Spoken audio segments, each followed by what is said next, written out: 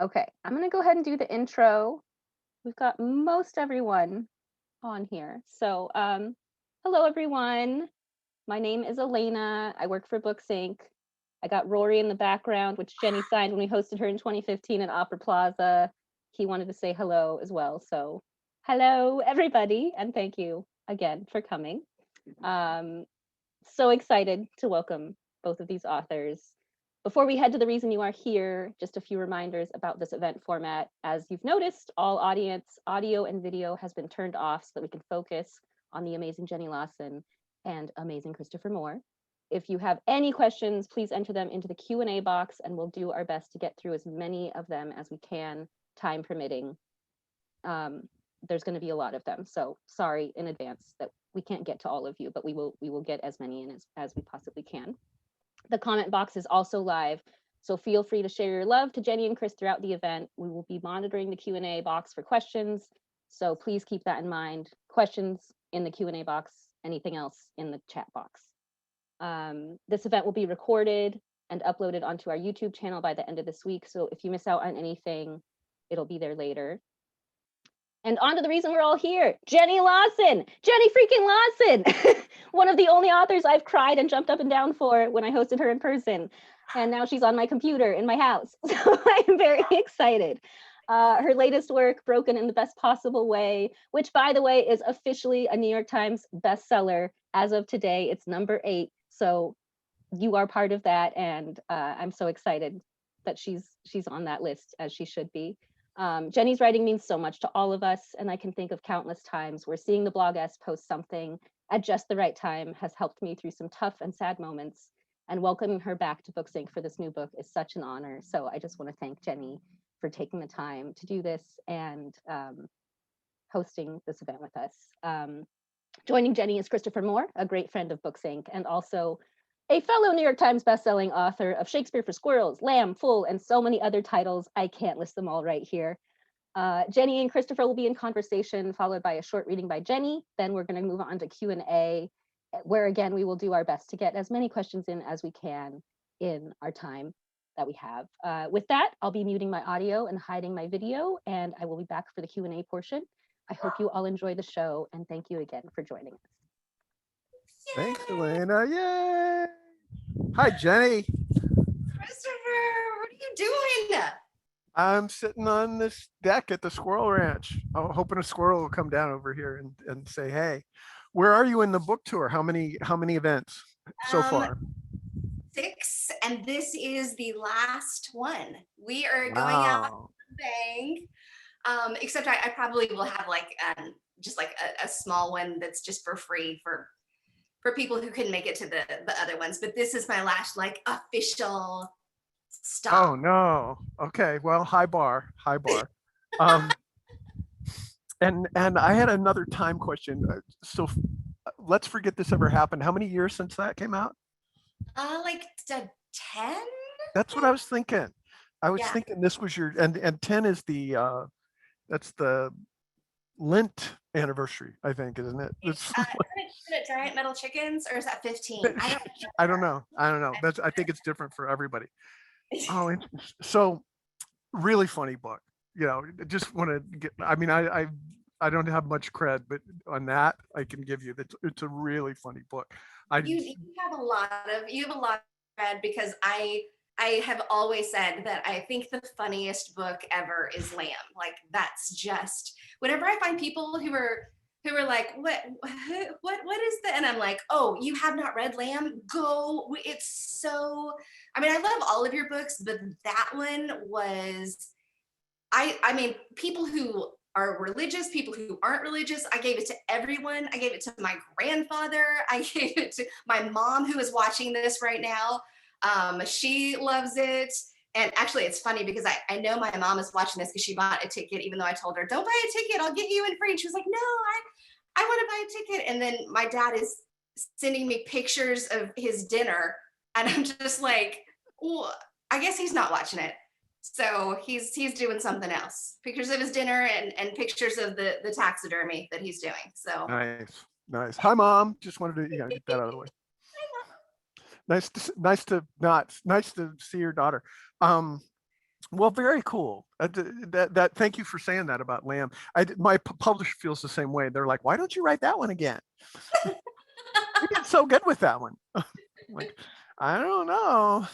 I don't want to change religions for 6 billion people Right. by Well, writing another. there was a second part of the Bible. There was the New Testament, so there could be a new lamb.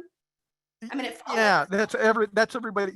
But here's the thing, and you will encounter this. People go, well, I really like your books, but Lamb is awesome, and they go, why don't you write a sequel? And I go, because you're going to buy it and you're going to go, the sequel is pretty good, but it's not as good as Lamb. And I'm going to be like, you know what? That's fine. I'll go write about squirrels and shit, if you already did that one. So anyway, but thank you for saying that. That means a lot. The new book is so funny. I don't know. Are are you still like writing the pieces for the blog and then you plug them into the book? Or are you more conscious of the book when you're writing, going along? Typically, what I do is on the blog, I want to be like very sort of honest about what's going on in my life. So there definitely is a crossover. But typically what will happen is if I'm writing a blog post and I realize that I need a lot more space to finish it, then a lot of times I'll be like, this is maybe a chapter. Or sometimes I'll have something on the blog and I'll have like some of the basics. And then I'll be like, you know what, I could flesh that out. This could be a whole different thing. So yeah, it's weird. It's almost like they're two different animals, but they're related. Yeah, and we were talking, before the break. Um, we were talking about finding stuff that's funny, and you said something that was sort of a common ground thing, which is your reaction to stuff is funny. So that when something this has been my whole life, and it sounds like it has been yours too. Even when something shitty is happening to you, the way you get through it is think, this is gonna be a great story, and so but when you read your book in a couple of sittings, it's like this woman's life is fucking chaos, and I realize it's condensed. It's condensed, but do you find yourself putting yourself in situations, and maybe I'm asking you to do therapy here, but do you find yourself putting yourself in situations that might spur enough chaos for you to fire your imagination and come up with some funny shit, right? Yeah, okay, so here's what's weird is that I have before, gotten into where I've been like, okay, I don't have anything to write about, nothing is happening in my life. I should do, and so I will go out and I'll like do some different things. And the thing is all of those things I never end up writing about. So like I did, a couple of years ago, I tried to do what was it? It was like a circus school, Mhm. and you could do like what is it called when you're up on the swings? The flying. Trapeze. Yeah. And so I was like, I'm going to do that because that'll be something to write about. And it totally wasn't something to write about. I was Huh. like I kept thinking maybe I'll come back to it, but years later, I'm like, yeah, it's not. I can't make it funny. But then something else will happen, like I'll see a bug on the ground doing sit-ups, and I'm like, oh, here's an entire chapter, which is so dumb. Like it shouldn't be that way. And when people ask me like, well, what are your books about? I'm like, stuff. I mean, um, but it's funny because so Victor, like in real life, when we're around people, they're always like, oh, he's the funny one because he's really funny in real life. And I'm not. I'm funny in my head because I'm thinking these things and I'm like, oh, that would Mhm. be really, and so I'm typing like on my phone. I'm like, oh, I got to write these notes. And people are just like, why is she not talking? What is she doing? What? And I'm like, I'm just writing about how dumb I am. Hang on, just give me a second. Yeah. Do people come up and say, "Oh, you should do stand up because because your writing is so funny"? I get that a lot, and I'm like, no, that would be horrible. It took 5 years for me to put like all this stuff together. Like this is not a, Right. Right. this is not a like I just sat down and read it out loud to a ghostwriter, and they just within a week it was done. Yeah, it's really I'm so slow, I think, compared to most writers. I'm pretty slow too. I mean, to most, I guess I measure it by crime writers who they put out at least a book a year, and Oh some yeah. of them put out two, I'm like, come on. Yeah, but Um, for humor, you're like you have it a lot out. I mean, they're all up here. So I mean, I know for well, sure. I've been, yeah, find them and put them behind me now. For Who real. are we doing tomorrow night? Throw these Because out. it's all in a color order. I'm like, oh, sacre blue, right there. Oh, Right. Yeah, yeah. Arranging your books by color. That shows that there's somebody who's literary. yeah. I got some issues. I got some issues. Yeah, I don't do the alphabetical order, but I just put like I like these people because they're kind of the same, you know. But anyway, I used to be able to memorize where every book was, but I've moved so many times lately that it's like I don't know. We may have thrown that book away, but what was I going to ask you about that? Oh, you know that you can just make shit up. I, here's the thing is I think if I made it up, I wouldn't really remember it. And I already have problems with memory to begin with. I do though. I always feel like I need to tell people that so often there'll be something like, part of this conversation happened here and then 3 months another part of the conversation happened and then I just kind of put it all together and I'm like, we'll make Right. it a one funny conversation when in fact it was just like 4 paragraphs from one day and then something happened in February. And so yeah, I do Well, take and a your stuff is pretty dense with comic moments. I mean, there's a lot of even writers who I consider funny, and I think we've had the discussion when it was my turn to be the event that a lot of times they say on the cover hilarious, and you get it, it's not hilarious at all.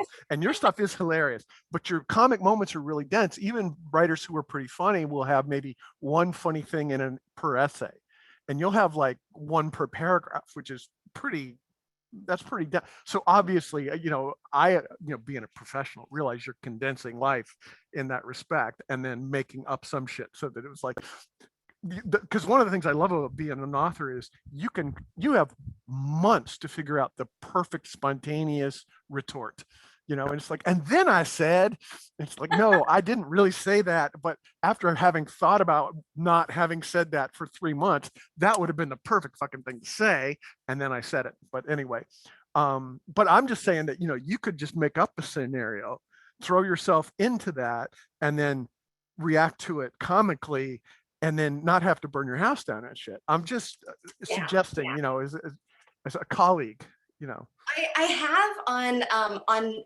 several occasions I have wanted to write chapters that are not true at all, where I basically take people I don't like and throw them into situations that never happened, and just make them look so stupid. And I've never done it. Well, okay, I've never published it, but it does exist. The book, the burn book of Jenny, does exist, and one day after I'm dead, somebody's gonna find it and they're gonna be like, "What the hell happened? Who?" I made friends early in my career with a guy named Tim Cahill who was one of the first adventure travel writers who actually went out and did it instead of talking to someone like Jacques Cousteau, who was a professional adventurer. And in one of his books, he talks about having this encounter with a gate agent at an airport, and it's just, and you've seen it and you've had those and all that stuff, and he goes through the whole scenario and then he ends it with saying, and then off she went to have sex with animals. And it's like completely realistic up to that point, and it was like him doing his burn book at the end of the chapter. It's like, I can't let her get out of this scene without saying something mean, so. And his stuff is nonfiction, so. Oh my god, I love it. I love Okay, it. I have That's notes here, but I didn't want to put my glasses on because out in this light you can't. Anyway, it doesn't matter. Oh, so were you writing? Were you finished with this by the time the pandemic hit, or were you still working on it? I was finished writing, which is good because I have not been able to write at all during the pandemic. Yeah. But I was able to do the editing. So which like I really like I hate editing. Editing is the worst, but I do at least feel like I can slog it out, rather than, if I'm writing, I'm like, I have to wait for inspiration, and I have to be like, am I in the right frame of mind? And I can't, like, I know there are a lot of people who are just like, you sit down and you do, it's your 8 to 5 job. And that it doesn't work like that for me. And so at least with editing, it was like, okay, I can go through and look through these pages and be like, Right. oh, yeah, it turns out I am an idiot. Oh, I don't know how semicolons work. This is, yeah. Well, and for your stuff, comic stuff, so much is the timing, and that comes a lot of times in the edit, to get that, to deliver the comic line. Whether it'll make you feel any better or not, I haven't written shit since the lockdown, and you think, as we were talking before the break, I'm pretending like we're on TV, or during the break we were talking. You think if someone describes you're going to be locked in your house, you're going to have all the conveniences delivered to them. You're not allowed to go do anything or go anywhere. You can't travel. So you've just got to do your work. Everybody, and I mean everybody I've talked to who is in our business, putting words on paper or on a page, has not gotten shit done during and there's even Susan Orleans had an article in the New York Times. It's like, I haven't got shit done. That was the title of it or something like that, and I don't get it. I can't explain it, but I've got an agent going, you've got a deadline coming up and this book is supposed to be delivered in. And I'm like, it's just not going to happen. And I'm sorry, I don't have any, I've been doing this 30 years. I don't have anything to compare it to, so anyway, I mean, go it's ahead. not hard with the, like, it's hard to write when you're stressed out and everything feels up in the air and everything is so weird. But then also, if it was just me at home, like, this is a marathon I've been preparing for my whole life. Like, if it was Right. just me, but it's my daughter who can't leave the house, and it's my husband who is usually away on vacation and trips and work stuff. And so it's never quiet. It's never, usually I'm like, okay, well, she'll go to school and he'll go off, and that doesn't happen. And I feel really bad because not only am I like, I was 4 years behind on this book. So deadlines are just suggestions. But I feel bad because, I am, Haley's doing virtual school and she's a sophomore, and I went through today with her and I was like, you're missing a lot of assignments. Like, and I want to be like the tough mom and be like, you've got so much potential. But instead I'm like, this all feels like bullshit, doesn't it? Like, I totally get it. I'm behind on everything too. You still have to get your work done. Mm-hmm. But like, it's hard. It's hard to concentrate.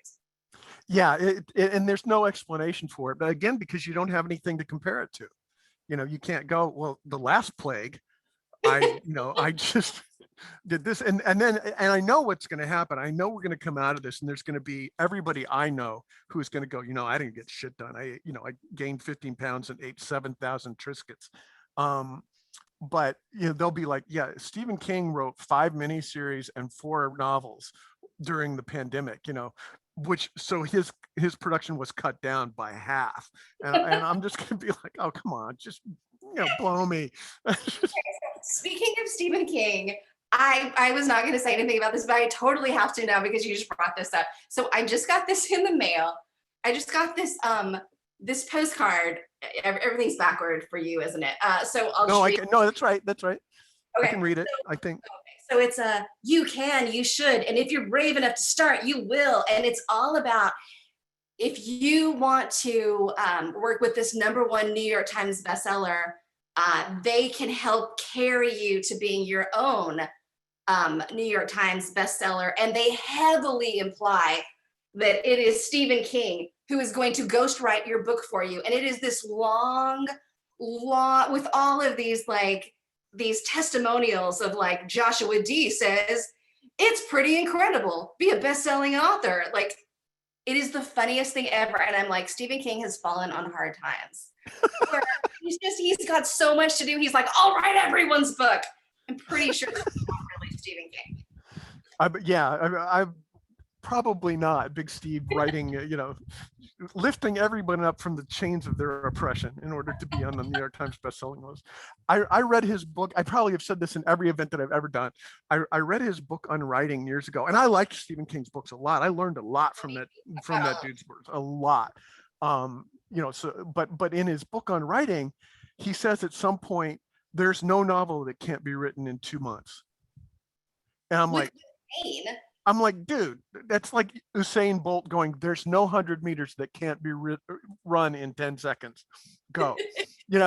I just, and so now, and you can use this too. My reaction is, yes, Steve, which is your funniest book? Is it the one where the St. Bernard eats the kid, or is it one where the kid gets hit by the truck and they bury him in the pet cemetery? Which is the most hilarious of your books? Write that one in 2 months. Exactly. I know I'm having this argument from a book I read 25 years ago, and I'm still having this argument in my head with Stephen King. It's like, it takes more than 2 months to write a fucking book. So anyway, you should feel fine about taking 5 years to do this book. It's very funny, and it's funnier than any 5 of Stephen King's books that he wrote this year. So I'm going to start wrapping up, because you did that whole actor studio thing with me. I forget what that guy's name is, the one that died. And you asked me, like, what's your favorite noise and all that and stuff like that. But I don't think it would be fair, because you've already thought all that out. So I'm going to go, what's your favorite animal noise? My favorite animal noise. I can't make it, but do you know the sound that foxes make? It's like a squeeze toy. There's a song about that. Okay, so, and what's your least?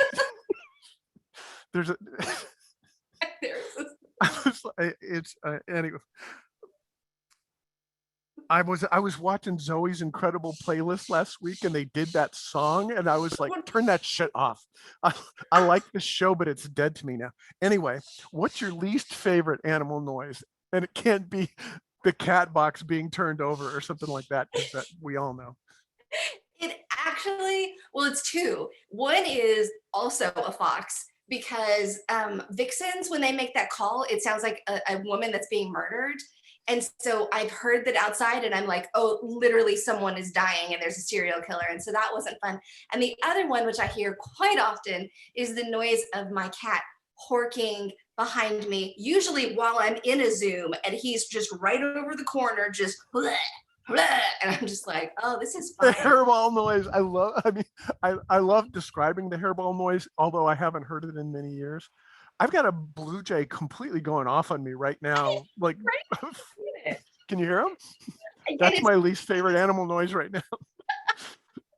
When I'm working, I'm usually writing about 6 feet from where I'm sitting, and they'll come like land, and then they do this screechy thing, and I'm like, holy fuck. And I have to get back into my zen. Okay, so what's your favorite non-swear word? Non-swear word. So like that's a swear word, but isn't just a word, but just any word that's not Stimulation is my favorite word ever. Oh God, you told me that before, and we started doing the bells, and it was just embarrassing, but cool. It was kind of cool. It's so good. And let's see.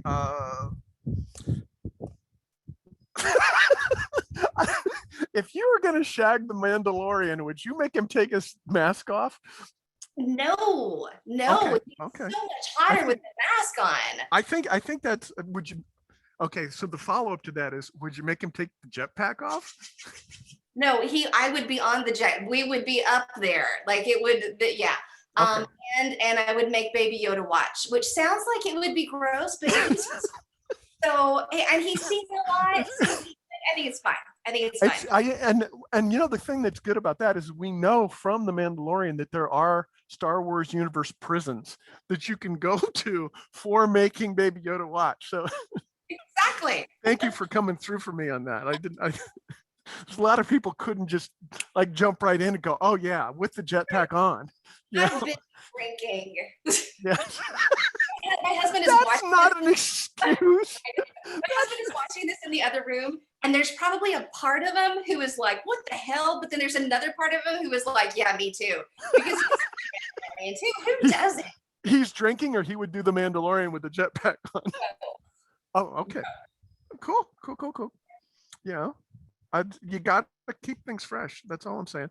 I forget what the other what was that guy's name? James Lipton. What the other James Lipton questions were? Oh yeah, it was I all only wrote like, huh? favorite. What? Yeah. I only know the ones that Will Ferrell made fun of him about. I never actually watched him. I would just watch Will. Oh, when you get to heaven, what do you want whoever's in charge, I don't fucking know, to say to you, Jenny? But why have I not ever thought of this before? I'll talk while you're thinking of it. I think He's I would going to be like, did you bring vodka? And you're going to be like, yes.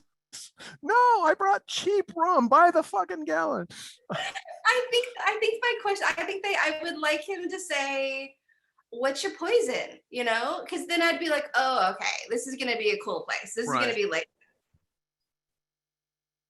right, yeah. You can be like, I would like the flowers of evil, you know, in a blender drink. My mic is coming off. Yeah. So I had all these mental health questions I wanted to ask you, but that doesn't seem fair, you know, because clearly you've answered them just by being here. right. Yeah, I you know, that's the thing, is that I know that your fans who are watching now, they're so sympathetic with you. I mean, they're so and protective of you. They're like, leave Jenny alone. and I don't, and I'm like, I'm totally not dissing Jenny, but I just wonder, have you had to be more careful, because as much as you're sort of okay with the things that you go through every day, you know that your readers are going through just as many tribulations as you are, and are you aware of that now? Do you think about that now? I mean, I'm really, really lucky that whatever I share, somebody's gonna come out and be like, me too, even if it's just like the really crazy stuff where I'm like, okay, this is the point when people are going to walk away. That there's always people who either say, me too, I thought it was just me, or they have sympathy, you know, and they're like, oh, that super sucks. Right. And so I feel really lucky about that.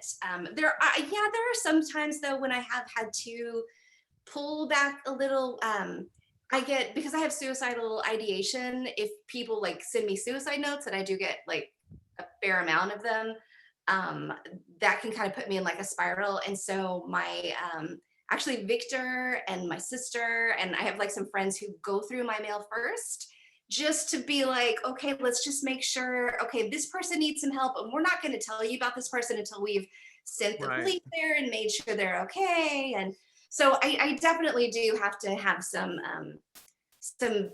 boundaries, but at the same time, you know, I'm sure there's people who need to have some boundaries from me, because sometimes I think I write about things that people are like, okay, that's a little triggering for me. And so, you know, I think we just all have to, you know, try to be compassionate and flexible with each other as much as we can.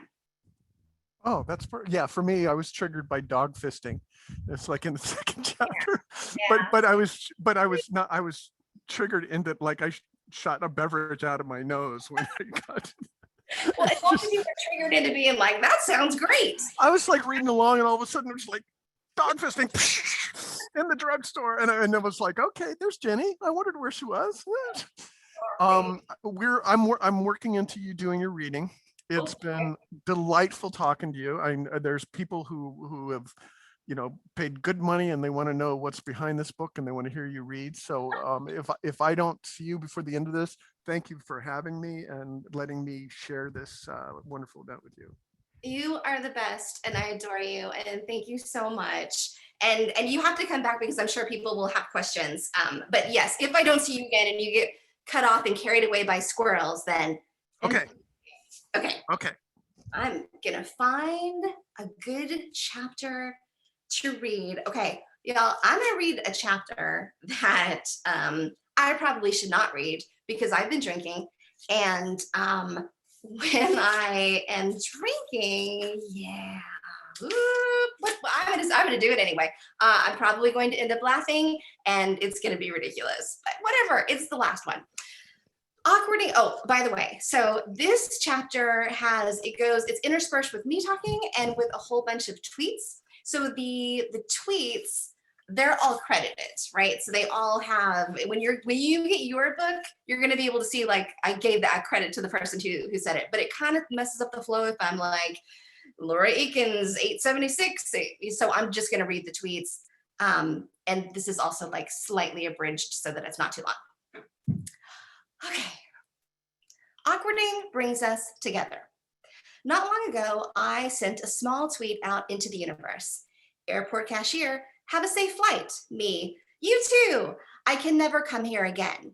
It was a tiny glimpse into the awkwardness of being me, but it set off a tsunami of responses that I still haven't entirely recovered from. Shockingly, it was not from people telling me how stupid I am, but from people sharing how stupid they are.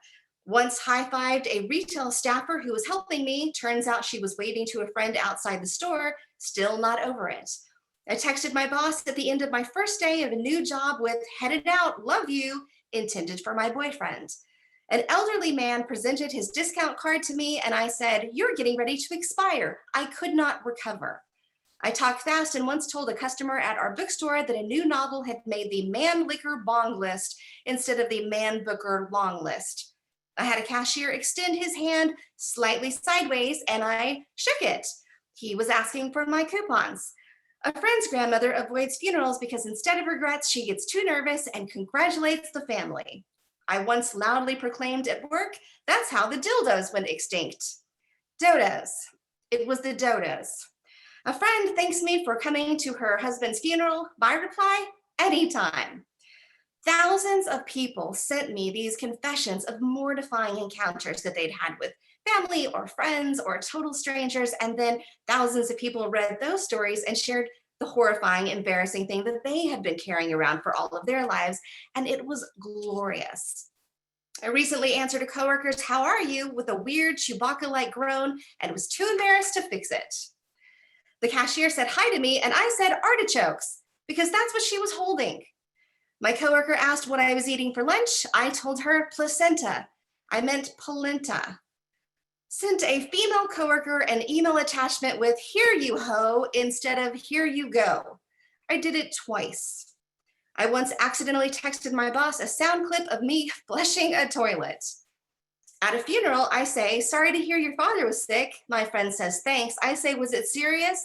He says, "Yes, you're at his funeral." I went to mass. The guy in front of me turned, said, "Peace be with you." And I replied, "Pleased to meet you," and shook his hand. The more replies that came in, the more I could relate to, and I was not alone. Most people laughed and cringed along with the confessors until they found the ones that resonated with them and then responded, "Oh my God, I did that once too, and let me tell you how it was even worse." A friend went and placed her order at a drive-through. She then heard, "Could you drive up to the speaker? You're talking to the trash can." My mom told some people that I loved my silver bullet.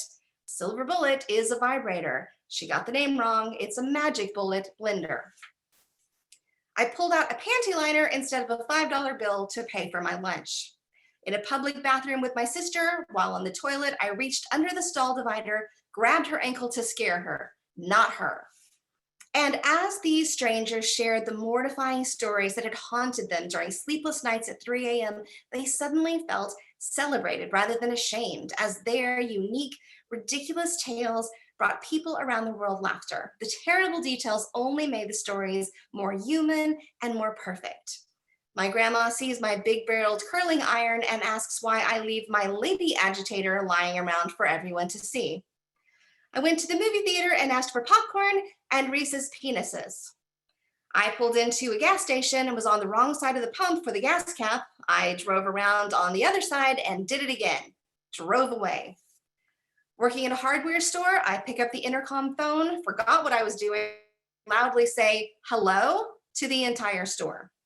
First date, never eaten pistachios before. I crunch into a handful, shell and all. I just pretended that's how I preferred them. I was looking for clip-on sunglasses to go over my prescription glasses. Asked the pharmacist at CVS if they sold strap-ons. As the stories continued to flood in, I watched people slowly realizing that no one wants to celebrate the size of your yacht or your hair or your waist or your penis. What really brought the world together was dropping the pretense that everything is shiny and perfect so that for a moment we could all accept how wonderfully human we are. I frequently wait for stop signs to turn green. At the dermatologist, my nurse asked if I needed anything else, and I inexplicably said, "A Christmas hug." I never went back. I was giving someone a Brazilian wax, and I inadvertently glued my bangly bracelet to her labia. At a museum, there was a section on animal lactation. I sneak up on my sister and I whisper in her ear canal, "Haha, animal tit milk." It was not my sister. Chatting with a new neighbor, a spider crawls into my bikini top. I scream, "Get it off," and rip off my top, flashing 6 people. Surviving mortification makes you stronger and more resilient because you have no other choice but to move on. Either you can let it eat at you, or you can celebrate it and bring joy to someone else who will cringe and giggle like mad along with you. Accidentally making shit awkward is such a familiar, vulnerable, and underrated accomplishment. Warned a coworker about a creepy man lurking in the parking lot. It was her husband. Had my laptop hooked up to a projector for a work meeting with executives. Received an email from a friend, all caps, "What the fuck is rhubarb?" My husband discreetly spits gristle into a napkin. Waiter picks up the napkin with a flourish. The gristle takes flight, lands on another table. I bought a new dress for grandma's funeral. Arrived. My cousins were shocked and laughing. My grandma has on the same dress. First gynecological appointment with my mom's doctor. During the exam, he said that I looked like my mom. I asked if that was common. He meant my face. Days after I wrote my initial tweet, the responses were still rolling in. It got so much attention that the New York Times wrote an entire article about it. Socialites and millionaires spend their entire life trying to get mentioned in the Times, and it turns out what really appeals to people are true stories of fucking up in incredibly human ways. To this day, I cannot read these responses without laughing. Trying to be inconspicuous, I hid a tampon in my sleeve, headed to the bathroom, waved hi to someone, and it flew across the room. Just kept walking. Emailed the entire company that I worked with the subject line, "Cock in, cock out report," instead of "clock in, clock out report." Farted very loudly with a coworker right outside my office. Picked up my cell phone and pretended it was my dad and that farts were just his ringtone. While at the boat harbor, I saw a jellyfish and screamed, "Look at those testicles," as a fisherman walked by. Tentacles. I meant tentacles. While we had company over, my son toddled down the stairs swinging my corded vibrator like a nunchuck. When Stacy's mom song first came out, I asked a friend's roommate, Stacy, if her mom had it going on. She had recently died, so no. And this is what humanity is made up of, not of saving orphan otters from fires or flashy Instagram celebrities. It is made of unexpected farts and acute awkwardness and mortifying accidents and horrifying autocorrects. It is made of the very things that only humans can truly pull off. And it is amazing. The girl in the next stall started talking to me, so I kept chatting. Heard her say, "Someone keeps talking to me." She was on the phone. Fell while working out, skidded across the floor, rolled to my side, and yelled, paint me like one of your French ladies." Tasting beers at a brewery, poured out the ones that I didn't like into a bucket, like at a wine tasting. It was their tip jar. Sent a corporate email apologizing for the incontinence instead of the inconvenience. Also, I signed it Satan instead of Sarah. Passed bad gas alone in the copy room at work. Then a coworker walks in. I blame the terrible smell on a radiator, and the coworker calls maintenance. Waiting while my husband was using a porta potty, 2 city workers pick it up and start walking away. I am too shocked to say that he's still inside. Here's what I have learned. Whenever something truly mortifying happens, you have a choice. You can let it haunt you for the rest of your life, or you can celebrate it, as today's awkward moment is tomorrow's fantastic story. Your mortifying story will invite other people's stories into your world. And then suddenly there are so many of us sharing these horrifying confessions that the people who don't have awkward moments are suddenly the awkward ones. And for once, we, the artless misfits, can all feel a little sorry for them as they will never join the strange community or know our secret handshake. At a friend's dad's funeral, I asked how her mom was, forgetting that I had been to that funeral 6 months before. Her response, still dead, waved at a guy in a garden wearing sunglasses and a hat many times in passing over the weekend, got no responses. It was a scarecrow. In line at a grocery store, I say, tell the nice man goodbye. And I looked down and realized I didn't bring the kids to the store. Asked the pharmacist if I could have some euthanasia for a cold that wouldn't go away. She said that seemed drastic. Echinacea. That's what I wanted. I presented myself. Hi, I'm Ramona. The other person said, we have the same name. My answer was, awesome. What's your name? I once tried to remove a stray hair from the collar of a very cute guy sitting in front of me. Turns out it was attached to his ear. So the next time that you do something incredibly embarrassing, please remind yourself that you are being the most human you possibly can be. And you are giving witnesses permission to forgive themselves for all the future embarrassment that lies in store for them. And I thank you for it. In fact, next time you do something mortifying, you can tell everyone that you did it for me, and technically that means it was all my fault. Everyone wins. Startled by a spider, it was a tomato top. Go to pick it up, actual spider right behind it, screamed, fell over backward. On the phone to my boyfriend on a train, I panicked and said, oh my God, I have to go. I can't find my phone. He said, how are we talking?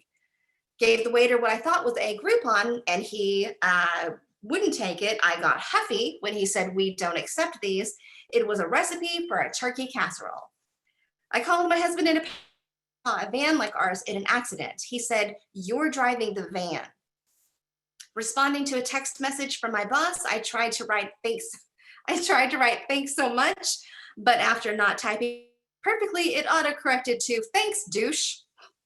I told the hairdresser I wanted a blunt cut, but I moved the N to the second word.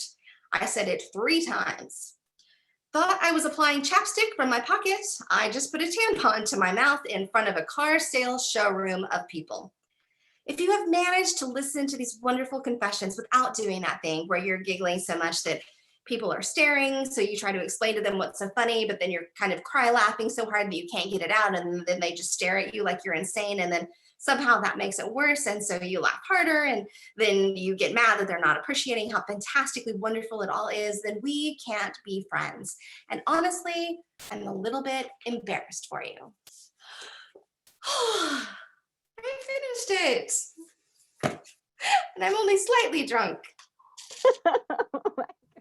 Oh.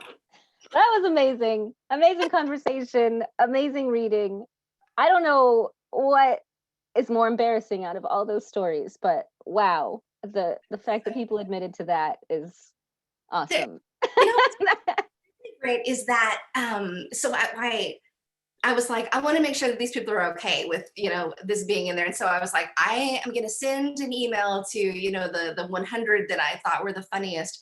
And, maybe 50 will come back and say, yeah, you can use it. And every single person, they were all like, absolutely, you can. And also that thing that I used to like cringe about at 3 o'clock in the morning now is something that I have like such joy about, because, it's something like I found friends because of it, and people found my tweet, and now it's in a book. And that's amazing. I love it.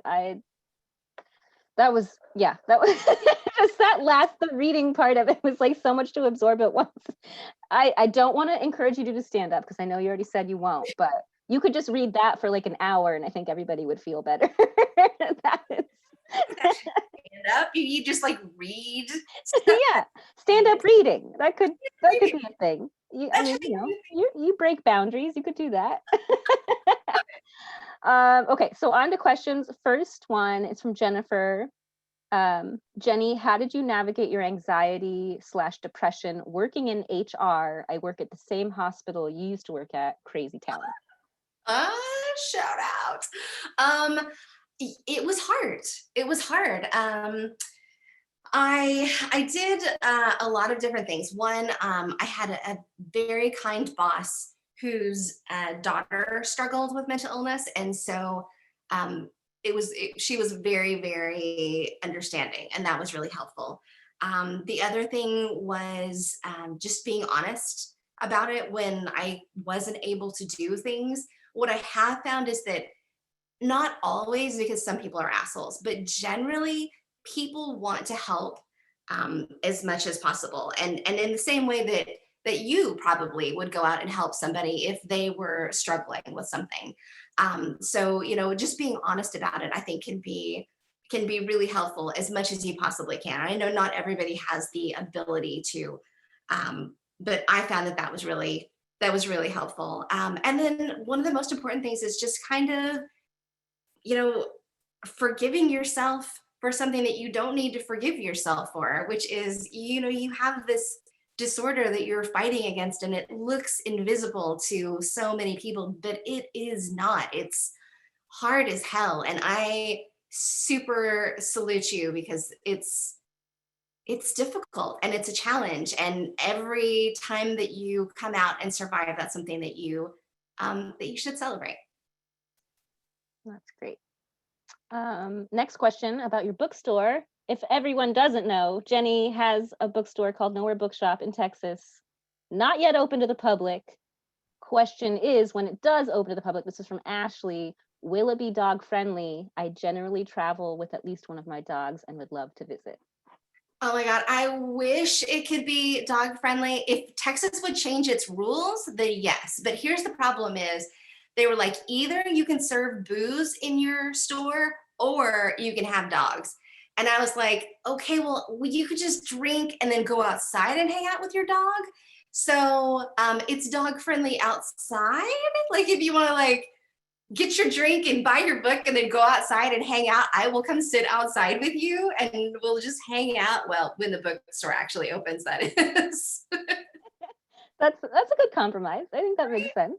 Yeah. Next question is from Libby. What has surprised you most about this book tour? I think what surprised me most is, so this book tour is all virtual, and I was very afraid that people wouldn't come, and it's such a scary thing to not know, because this is new, like all of this is new.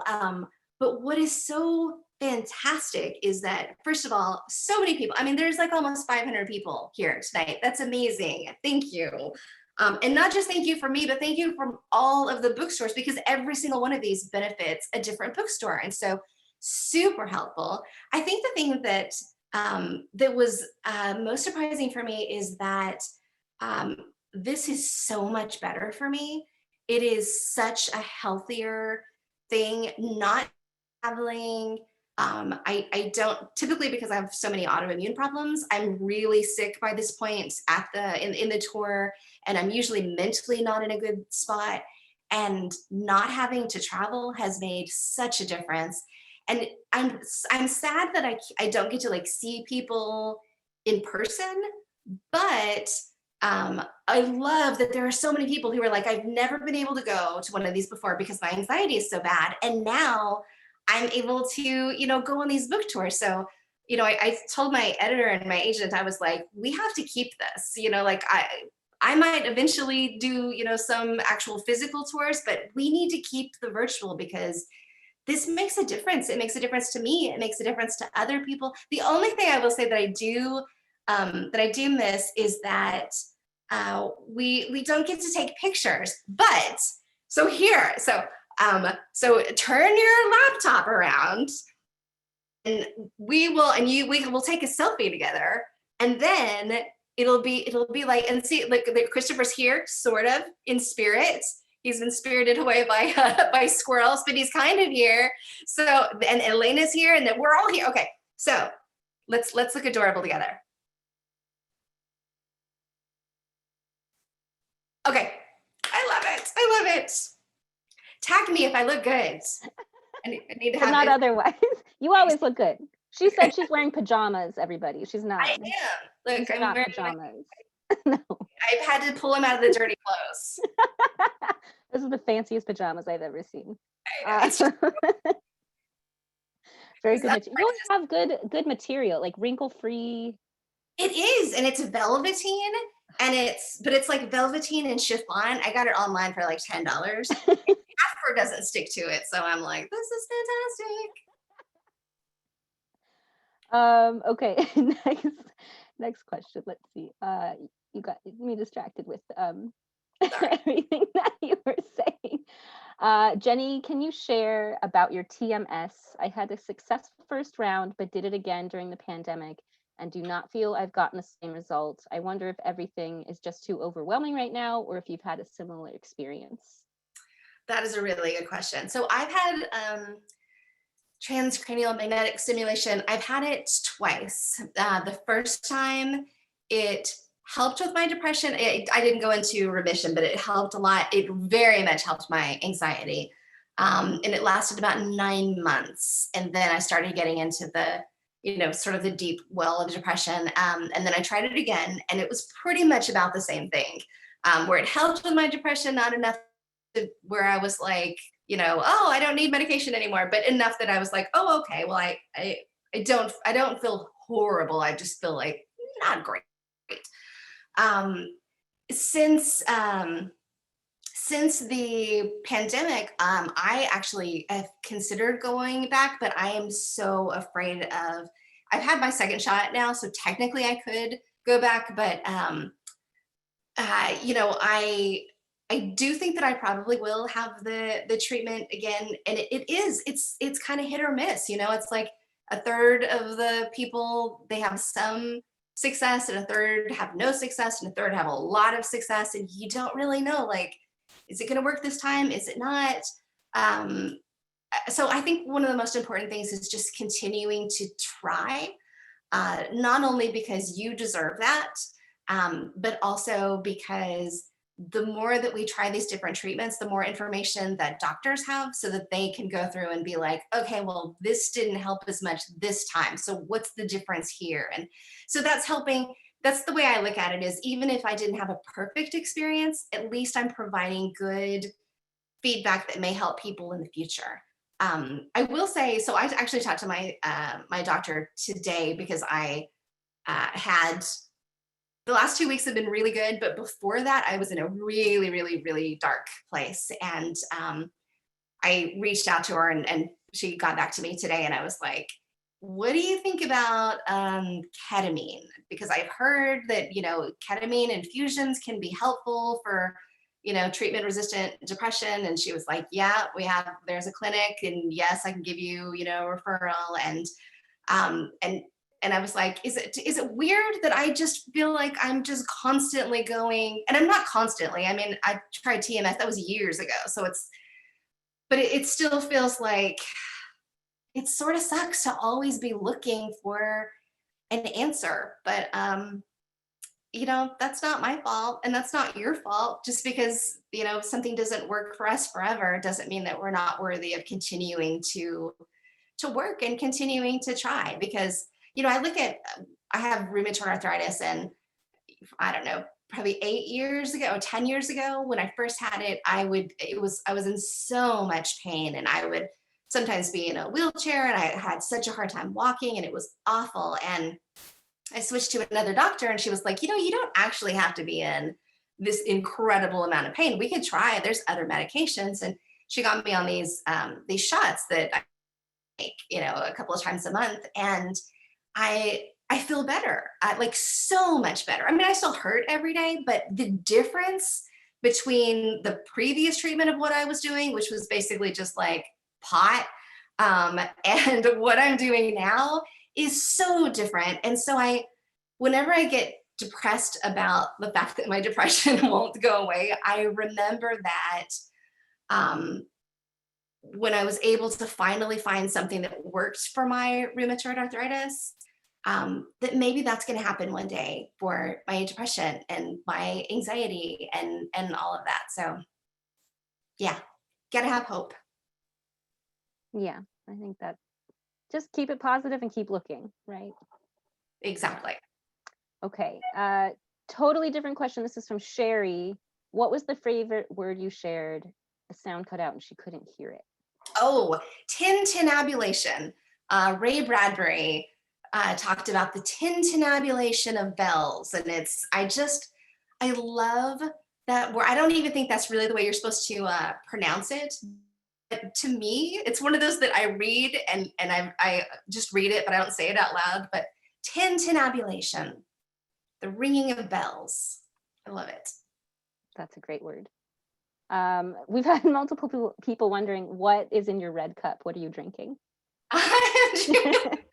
Well, I am drinking. Wait, let me get it. Oh my God, it's so heavy. I am drinking. Honestly, Kenny Chesney should sponsor me because this is Kenny Chesney rum. And it's I don't understand it exactly. It's very good. It's very cheap. And you just add a little bit of Diet Coke. You got a mixer. It's delicious. But it says Kenny Chesney has always brought his inspiration from the islands. And I don't know what island he's from. Like Tennessee? I don't think that's an island. I don't know. But yeah, I only drink when I'm doing these. And so this stays on my desk all the time. And then after today, I'm going to have to put it back in the cabinet and not touch it again. But my baby. Who knew? I sure didn't. This question is from Luba. Jenny, your books are so special and so heartfelt. Has your daughter read any/all of your books? How do you talk to her about your writing/mental health issues? Oh, good question. She has not read them. They're available. She totally can. She read one of them until she got to the part about the sex concussion, and then she was like, "Mom," and I was like, "I literally have a thing on there that says if you're my mom, don't read this. Don't you think you're the same category?" And she was like, "Oh, I'm not reading this." So yeah, technically she hasn't. But anytime that I write about her, anytime that she's in it, I read it to her first just to make sure, like, are you okay with me? You know, do you want me to, to take it out? She, when it comes to my mental health stuff, was little, what I would basically tell her is that I sick, like I didn't feel well. If I was having like those really bad, depressive episodes where you just can't get off the couch and all you can do is just breathe and survive. And I would just tell her, I just don't feel very good. And I felt really bad when she was little because I would look and I would be like, all the other moms are, they're taking their kids to Girl Scouts and they're cooking dinner and they're doing all these things and I'm not doing anything. Like, and so what I would do is I would put on TV and I would put on something that we both would enjoy, and it would be like 5 hours in a row of Doctor Who or whatever it was. And when she got older and I was able to explain to her what was really going on, she didn't have these terrible memories that I thought she would have of mom wasn't there and she didn't cook for me and she didn't, do all this stuff. Instead, she was like, no, you spent time with me. Like, I loved that we watched Doctor Who for 4 hours in a row, when everybody else's mom was like, I've got a, grilled chicken or whatever. So I think that's one thing, is we should give ourselves more credit than we think, because you're probably doing better than you think. Then as she got older, I was pretty honest about mental illness, just because, for a couple of different reasons. But one, it is very hereditary in my family, and so I wanted her to feel comfortable coming to me if anything ever was bothering her. And I think that's very important. And I think the other thing is, I think it's a wonderful gift that you can give to your kids, to tell them that you're not perfect, to just be like, yeah, I actually am a little broken in this way. Because then it gives them permission to also not be perfect and to come to you and say, hey, this is weird. Am I weird? And they don't have to worry about you judging them, because they know that you're just as messed up as everybody else in the world. Yeah, I feel like you're probably one of the best moms ever. So give yourself that pat on the back. I'm not sure about that, but thank you. Very nice. Okay, we're gonna do the last question. I'm gonna bring Christopher back on. This is for both of Okay. you. Everybody wants to know, how did you become friends? Wow. So whoever wants to answer that. Do you remember? I think I remember. Yeah, well, you say, because, and then I'll just agree. Okay, good. Let's see. I was at a strip joint. No, we were friends on Twitter because I loved your work, and you sent me something, and you were like, "Hey, you might want to read. I have like an advanced copy of my book." I think you're one of the first people who ever gave me an advanced copy. I didn't even think that, like, I was like, advanced copy of a book? What? And it was Secondhand Souls, and I was so impressed, and I would like walk around with it, and I took it to the airport with me, and I was like, y'all, nobody else has this. This is mine. On my shelf. I was so impressed with myself. And now you're like, oh God, please don't send me any more of these. I can't. I've got to tell another author I can't get to their book. Yeah, but you know that was the only one I've ever sent out. Get out, you liar. I'm totally lying. That's what I do for a living. Yeah, I think I obviously I discovered you. Somebody was. I've never been able to blog because I have to write books, and if I worked on a blog, then my mind says your writing's done for the day, and it's like, oh, okay, and then they go, your house payment is still due, and nobody's paying you. Anyway, so but somebody was sending me your blogs when you were doing like sex toys or something. Oh And it yeah. was just so funny. And we've talked a bunch of times about how all the time these books say it's hilarious on the outside, and there's just not that many people that are funny, you know. And there's some really, really, really talented writers who I admire, but they're not funny. So when you find somebody that's funny, you're like, okay, she's got chops. And so that was like, you know, if I reached out to you, it was like, because I figured if Jenny Lawson said this is funny, then people will go, well, bitch is funny. This will work for me. But you know, if somebody else says it, you know, somebody who writes like Even murder me. mysteries, you know. So anyway, but the short answer is we've never met in person. Mm-mm. It was really weird. You were in San Francisco and I was somewhere else, and you were posting pictures that were literally a block away from my house. I could have looked out the window and gone, "Hey, Victor, Jenny, Talking to you. it's me." Yeah. So anyway, that was Hal. Is that the only question? Is that our last question? I Love think, it. yeah, we're gonna wrap it up. Okay. Thank you both so much. That was one of the best hours I've had in the last year. So thank you. Screenshot too, because I was like, a picture of all of us. I love it. Sure. Thank you everyone for joining us. If you haven't gotten your tracking number for your book, you will get it soon. We're working very fast to get as many of them packed up by tomorrow as we can. You will get your signed copies very soon. And this recording will be on our YouTube channel. I'll send it to the list of everyone who bought a ticket, so you'll get another email from us through our Eventbrite link by Friday. I'm gonna say maybe Saturday, depending on what distracts us. But thank you so much, Jenny. You're amazing and wonderful, and Christopher, you know how much we love you. So having you two together for an event, I hope when your next books come out, or even if there's no books that come out, whenever you're both in San Francisco next, we should just have an event in person, and as many That is an event. people. Yes, Yeah. let's just get everyone in, everyone vaccinated, everyone safe. We'll just pack the store and have a fun meet and greet, or however, whatever you guys want to do, we'll do. So I can't wait for that to happen. But we will continue with virtual events because we can welcome so many people that aren't in the area, so we could do both. And we'll just get to that when it happens. So Thanks, everybody. have a great night, and we'll see you guys later. Thanks, everybody. Bye. Bye. Live long and prosper. Force